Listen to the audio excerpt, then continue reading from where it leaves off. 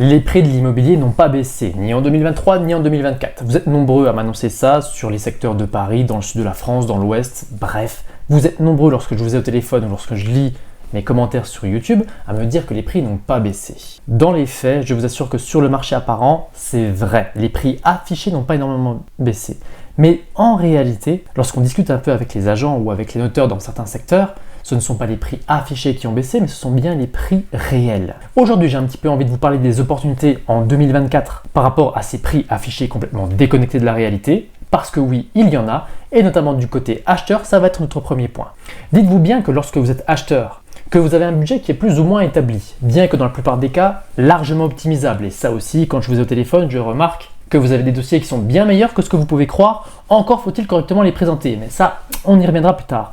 Revenons à nos moutons, lorsque vous êtes acheteur sur un marché avec des prix complètement déconnectés, lorsque vous allez faire des visites, lorsque vous allez regarder des biens, dites-vous bien que les vendeurs ou les agents qui sont en face n'ont parfois pas eu de visite depuis des semaines et dans certains cas depuis des mois. Donc, lorsque vous vous pointez avec un dossier bien ficelé, avec des attentes claires par rapport à ce que vous recherchez, il est possible que la personne que vous ayez en face de vous n'ait pas vu de client depuis plusieurs semaines.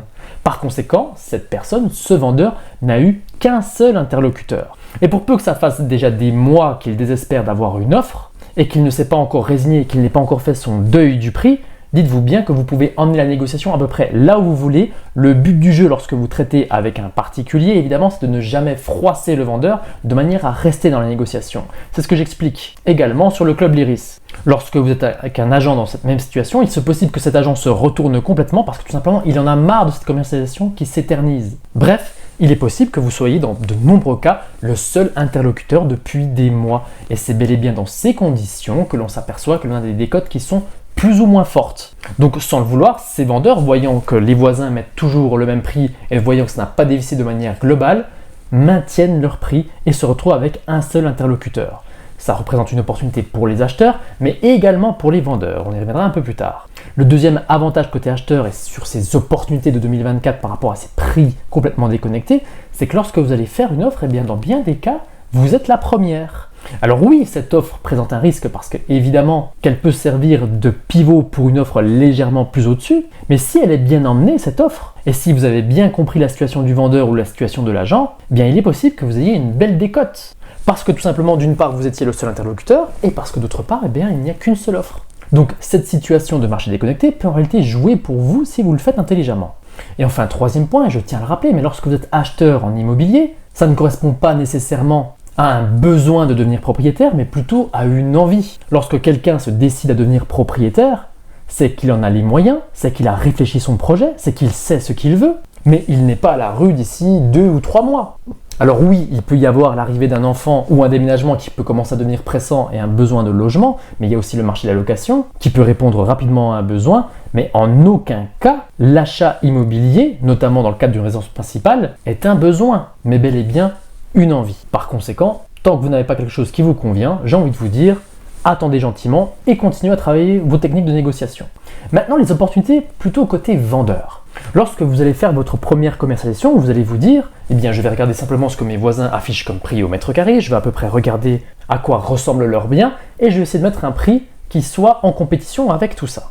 Dans les faits, beaucoup de vendeurs font cette erreur, qu'ils passent par agence ou qu'ils passent de particulier à particulier, et par conséquent, ces prix qui sont affichés, dans la plupart du temps, sont faux.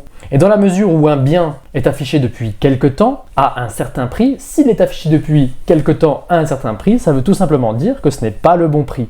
Par conséquent, juste avec un petit peu d'agressivité sur votre prix affiché, vous pouvez avoir une commercialisation bien plus facile, bien plus rapide, parce que justement, tous vos voisins qui ont une visite par-ci par-là, quasiment pas d'offres ou que des offres déconnectées, vont vraiment se demander mais comment est-ce que vous avez fait pour vendre en 2 semaines? Et c'est d'ailleurs exactement ce qui s'est passé sur l'une des opérations que j'ai suivies il y a absolument pas longtemps. On n'a pas fait directement une commercialisation en prix contrainte, mais on a bel et bien mis vraiment directement au prix du marché, juste sur la tranche haute de l'estimation que j'avais sortie. Ces gens-là sont partis sur une commercialisation directement de particulier à particulier avec une bonne stratégie sur un lancement bien effectué et au final, en 2 week-ends, leur bien a été vendu dans le prix du marché.